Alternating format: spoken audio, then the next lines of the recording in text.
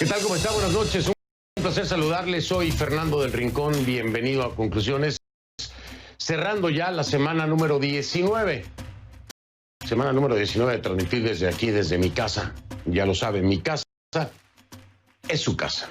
Y desde aquí continuaremos transmitiendo mientras sea necesario. Recuerde que es viernes.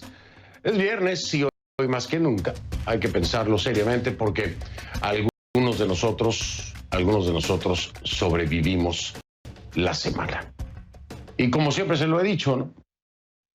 Pero ahora tiene un significado muy diferente, tiene mucho más peso y la reflexión creo que debe ser mucho más profunda, sin duda alguna. El día de hoy le tenemos como siempre varios temas, un tema central, vamos a estar hablando de México y lo que el subsecretario López-Gatell ha calificado como el lado B. El lado B o el plan B. El lado B, me imagino que haciendo referencia a los discos de acetato, ¿no? Que tenían un lado A y un lado B. Bueno, pues López-Gatell dice, es momento de un lado B o de un plan B para enfrentar la estrategia del coronavirus, para enfrentar el coronavirus. Sí, dice la aclaración que hace es, esto no significa un arrepentimiento de cómo lo manejamos antes. No, eso es lo que dice él. Pero la realidad es que hoy México ha rebasado los 50,000 muertos. 50,000 muertos por coronavirus.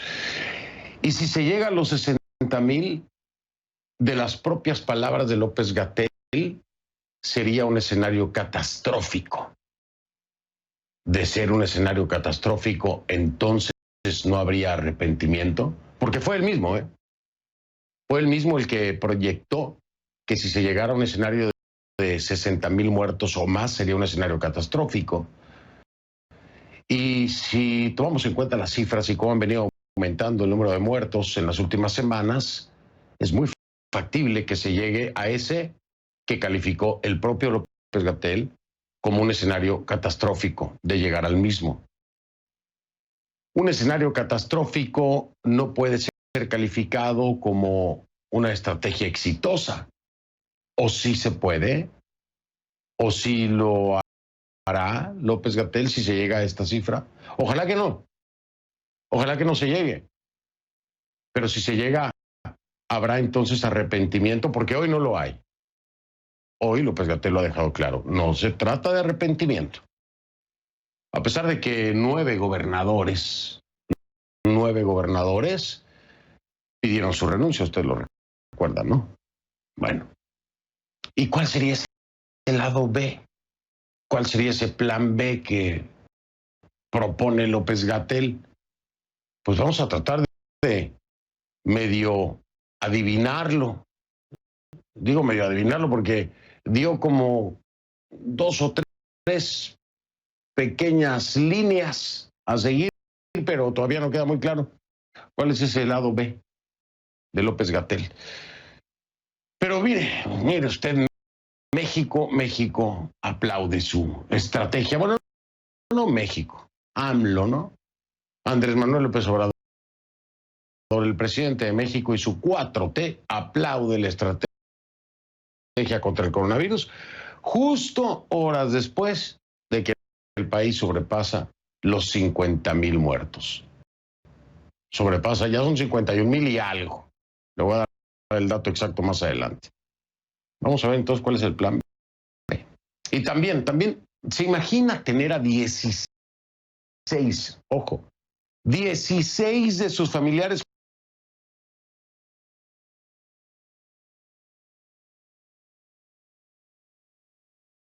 contagiados por COVID-19 y que además de eso, 2 de ellos hayan fallecido? 16 de sus familiares contagiados por COVID-19 y ya perdió a 2. Esta es la tragedia que vive una mujer que pasa por esta situación en Colombia. Le tengo también esa historia. Así que iniciamos conclusiones de este viernes. Vamos.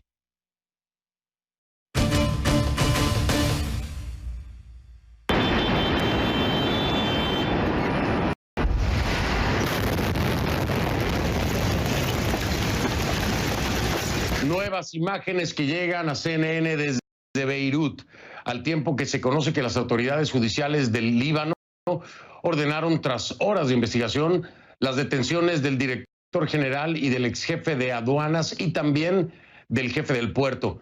La impactante explosión de este martes, precisamente en el puerto de Beirut, mató a más de 150 personas e hirió a 5,000. Documentos recientemente publicados sugieren que varios organismos gubernamentales, incluido, por cierto, el Ministerio de Justicia, habían sido informados sobre la presencia de nitrato de amonio en el puerto. Y también fueron varias las advertencias sobre que el material almacenado era una bomba flotante. Es decir, la información ya estaba ahí, de acuerdo a estos documentos. ¿Y qué se hizo? Nada. De hecho, según documentos vistos por CNN, las autoridades aduaneras emitieron más de un aviso a un juez sobre el tema. Pero este juez, que bueno, no puede ser identificado por el momento por razones legales, respondió repetidas veces diciendo que el barco podría no estar en su jurisdicción. Es decir, que podría no ser de su competencia, ¿no? Porque no estaba en su jurisdicción, podría. Esto pasó, le voy a decir cuándo, ojo, estamos en 2020, ¿eh? Esto pasó entre 2016 y 2017. Hace 3 y 4 años. Dígame usted si no se pudo haber evitado esta tragedia.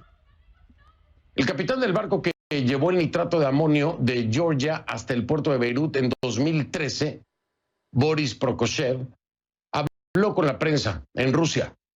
Contó muchas cosas, pero quizá la más impactante fue que el material que explotó el martes bien pudo haber sido utilizado como fertilizante en el campo, ahí mismo, en el Líbano.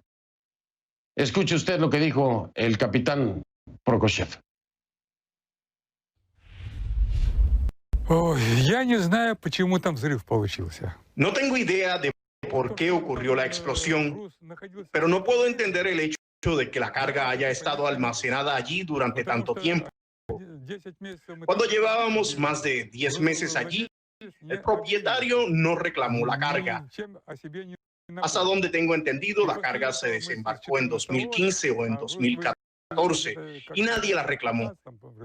Era posible registrarla como peligrosa, ya que de hecho era peligrosa, y trasladarla a algunos campos para fertilizar la tierra, para arar y solucionar el problema. No tengo idea de por qué no se hizo. Ese es Boris Prokofiev, el ex capitán del barco. Hay muchas historias conmovedoras alrededor de la explosión en el Líbano. Imad Khalil y Lina Alameh son un matrimonio que vive a solo 600 metros del puerto de Beirut. Esto es lo que les ocurrió. Todo comenzó con sonidos de fuegos artificiales. Desde su balcón, los esposos Lina Alameh y Imad Khalil podían ver cómo el fuego aumentaba en el puerto de Beirut.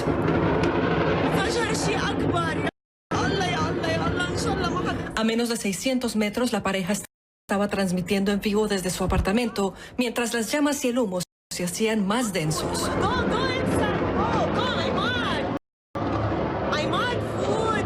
Entonces ocurrió una segunda explosión.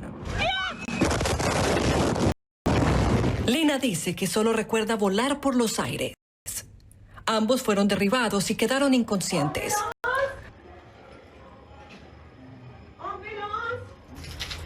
Cuando Lina volvió en sí, vio su casa destruida y su esposo sangraba copiosamente.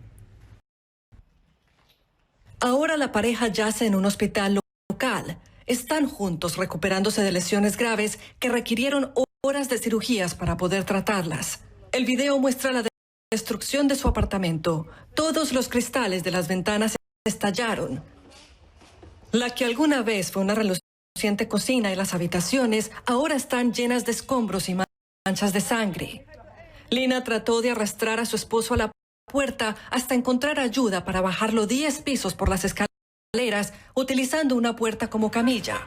Ahora están entre las 300,000 personas, la mitad de la población de la ciudad, que está sin hogar debido a la destrucción devastadora causada por la explosión. Salma Abdelaziz, CNN, Londres.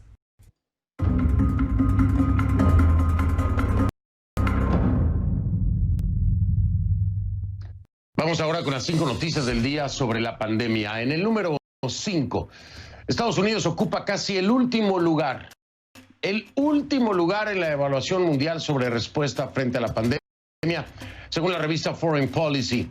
El índice elaborado coloca al país entre los 6 con peor desempeño del mundo, junto, ponga atención, a Turquía, Irán, México, Indonesia y China.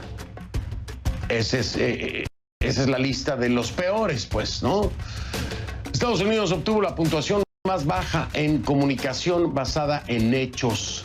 Y la publicación describió al gobierno de Trump como relativamente débil en esta categoría. En el número 4, vamos al número 4, Italia registró hoy 552 nuevos casos de coronavirus, el mayor aumento diario desde el 28 de mayo. Las autoridades informaron que también hubo tres nuevas muertes, lo que eleva el número total en ese país a 35.190. Con este panorama, el gobierno italiano impone nuevas medidas de seguridad contra el coronavirus desde este próximo lunes y hasta el 7 de septiembre. En el número 3, más de 1 millón de personas en África han dado positivo por COVID-19, pero los expertos dicen que las cifras no dan una imagen completa del brote en el continente. La Organización Mundial de la Salud dijo que los casos son una pequeña fracción en el recuento mundial, pero que la poca cantidad de pruebas en muchos países africanos significa que las infecciones no se han informado. En Nigeria se ha evaluado a menos del 1% de sus 200 millones de habitantes. En el número 2, si bien los casos severos de COVID-19 entre niños no son comunes, según un informe de los CDC, cuando son hospitalizados, necesitan terapia intensiva con tanta frecuencia como los adultos. El mismo estudio indica que los niños hispanos y negros tienen más probabilidades de ser hospitalizados que los blancos y que más del 40% tenía una o más afecciones subyacentes como obesidad o enfermedad pulmonar crónica. Y en el número uno, las negociaciones sobre el próximo paquete de estímulo destinado a impulsar la economía se volvieron a estancar en el Capitolio. Como no se planean discusiones adicionales todavía, los principales negociadores de la Casa Blanca le están recomendando a Trump que avance con decretos destinados a extender la moratoria federal sobre los desalojos y el pago de los beneficios por desempleo, entre otras cosas. Pero no se detienen ahí, lamentablemente no se detienen ahí las noticias sobre la pandemia. Argentina y Colombia tuvieron ayer un día difícil. Registraron sus picos más altos en cantidad de casos diarios desde el inicio de la pandemia. Así, Argentina registró este jueves 7.513 nuevos casos. El número más alto de contagios en 24 horas, esto según el Ministerio de Salud. Esto llevó el número total a 228.195. Hoy viernes los casos fueron muy similares, por cierto, a los de ayer, apenas 31 casos menos. Y en cuanto a los fallecimientos, se supo hace un par de horas que hubo 160, lo que eleva el total a 4.411. Este es un informe de Ignacio Grimaldi. Hola, buenas noches. Argentina está atravesando su peor momento desde que comenzó la pandemia. Semana a semana supera su cantidad máxima de casos diarios confirmados y acumula más de 228.000 contagios. De este modo, la Universidad Johns Hopkins ubica a Argentina como el 6º país de Latinoamérica con la mayor cantidad de infectados. Primeros están Brasil, México, Perú, Chile y Colombia. Pero más allá de la suba de casos registradas, que ya en una jornada superan los 7.000. A las autoridades del gobierno argentino les preocupa otros dos índices, el de las muertes y el porcentaje de ocupación de camas de cuidados intensivos.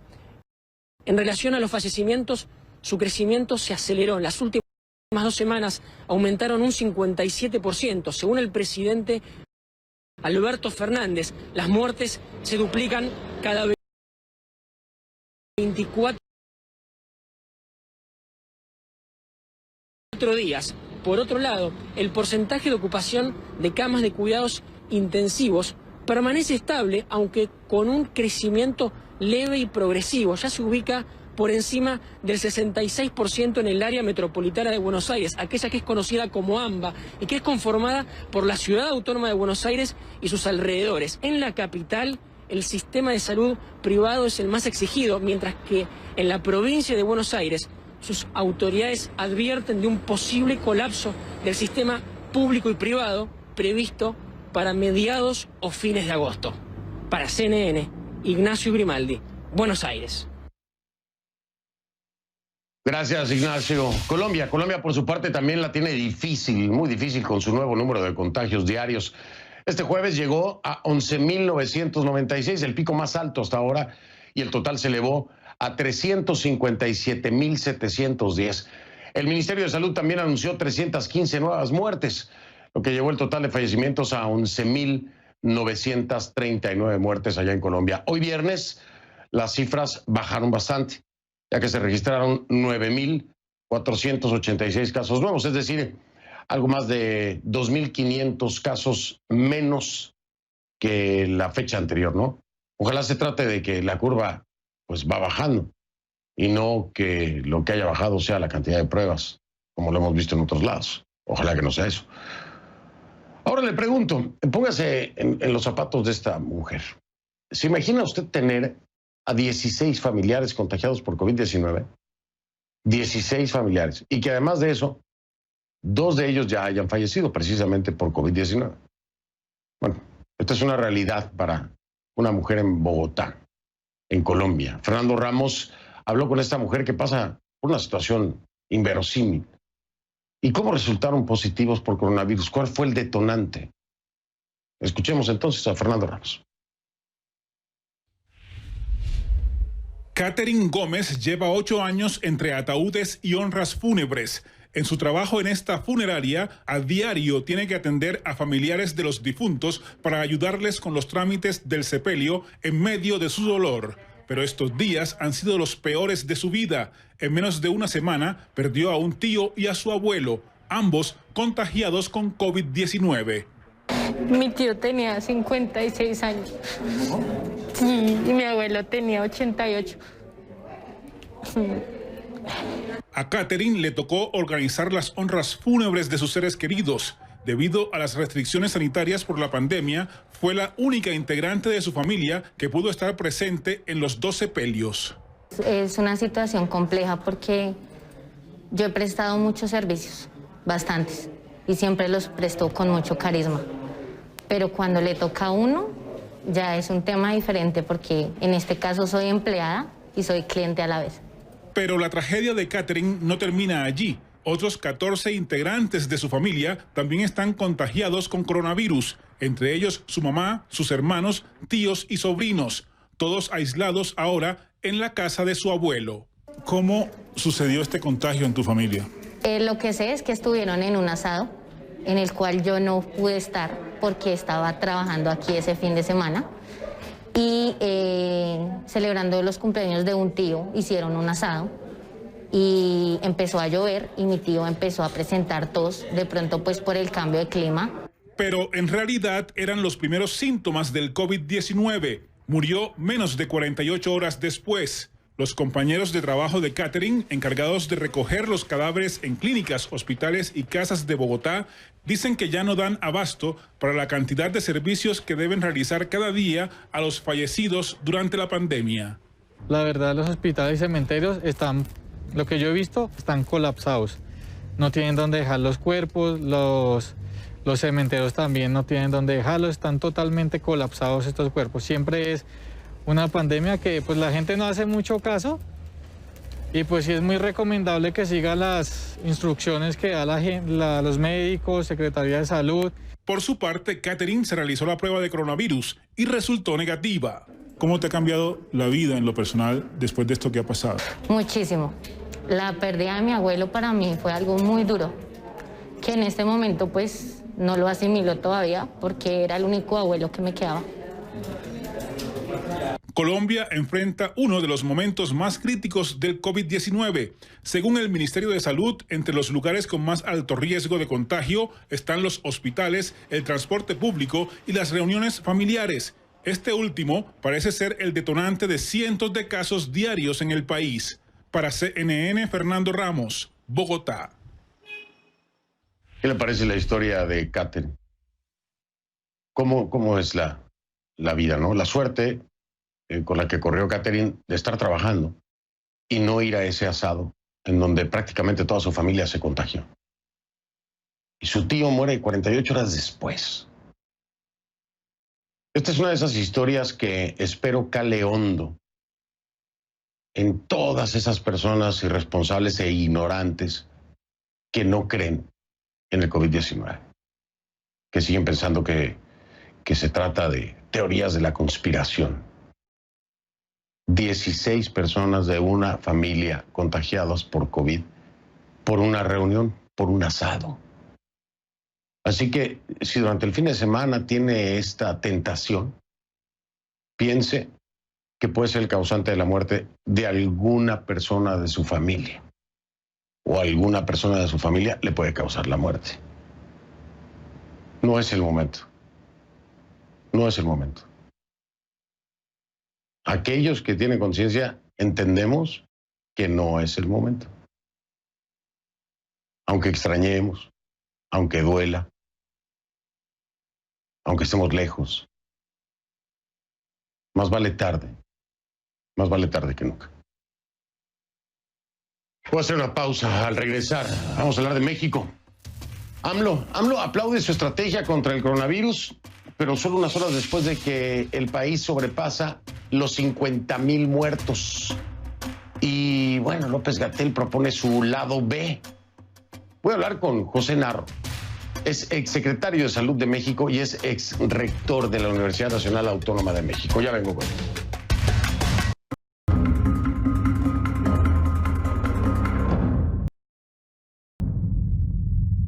Y le pido que a partir de este momento me acompañe utilizando la etiqueta numeral Conclu MX.